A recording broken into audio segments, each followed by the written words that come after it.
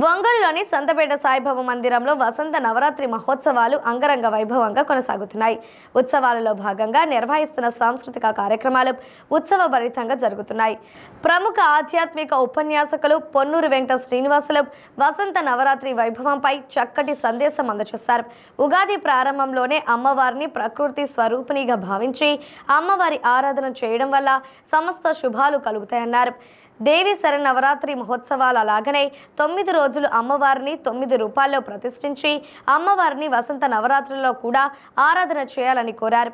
కార్యక్రమంలో భాగంగా ముందుగా మందిరం అధ్యక్షులు అలహరి చెంచలరావు, సెక్రటరీ మోహన్ రావు, ఓరగంటి ప్రసాద్, ఉపన్యాసకులు పొన్నూరు వెంకట శ్రీనివాసులను స్వామివారి శేష వస్త్రంతో సత్కరించిన అనంతరం సుధాకర్ స్వామి, సాయి స్వామి వేద ఆశీర్వచనం అందజేశారు. వారాహి నవరాత్రులు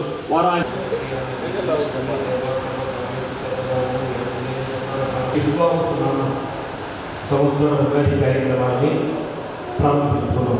ఆలోచనలు రావడం ఏమి ఆలోచనలు రానటువంటి నన్ను పంపించినటువంటి ఆ తల్లి ఎవరైతే ఉందో అమ్మ నువ్వు ఈ కార్యక్రమం ఆరాధన చేసిన ప్రారంభానికి ఉందంటే బ్రహ్మదేవుడికి అమ్మవారిని ఆరాధన చేశారు.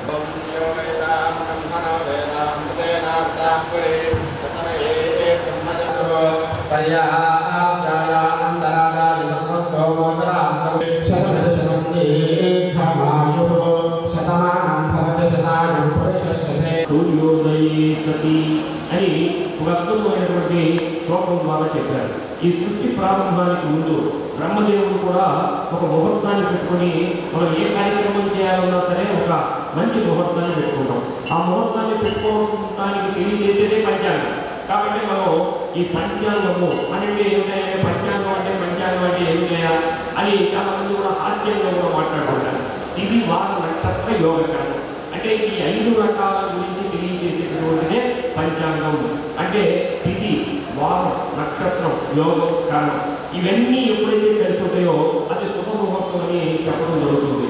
కాబట్టి ఈ 5 విషయాల్ని మనకి ముఖ్యంగా తెలియజేసేది పంచాంగం. కాబట్టి ఆ పంచాంగ శ్రవణానికి ఉన్నటువంటి గొప్పతనాన్ని మన వాళ్ళు గంగా స్నానం చేసి ఎంత పుణ్యం కలుగుతుందో పంచాంగ శ్రవణం వినడం వల్ల కూడా అంతే పుణ్యం కలుగుతుంది అన్నాడు. అయ్యా వినడం మాత్రమే అంత పుణ్యం కలుగుతుందంటే ఎందుకని వినమన్నాడు అంటే వింటే స్థాపయవ సమగ్రోక సామ్రాజ్యే మాతస్థల చరణయుగం ఉంచాలి నాగం ఉంచాలి నైవం ఉంచాలి అని అమ్మ పాలం ఉంచినా నువ్వే నీట ఉంచినా ఎలా ఉంచినా సరే నాకు మంచిని చేసినా సరే నాకు ఏదైనా చెడుగా చేసినా సరే ఏది జరిగినా సరే నాకు కన్నీళ్ళు వచ్చినా నీ అనుగ్రహంగానే భావిస్తాను.